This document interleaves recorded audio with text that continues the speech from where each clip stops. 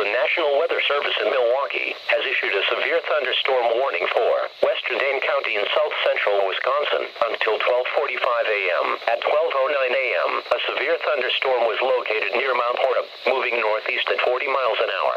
Hazard, 60 miles an hour wind gusts and quarter-size hail. Source, radar indicated. Impact, hail damage to vehicles is expected. Expect wind damage to roofs, siding and trees.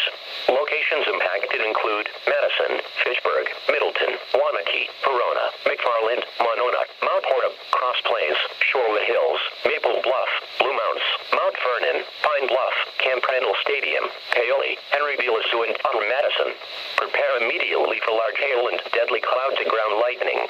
Seek shelter inside a well-built structure. Stay away from windows.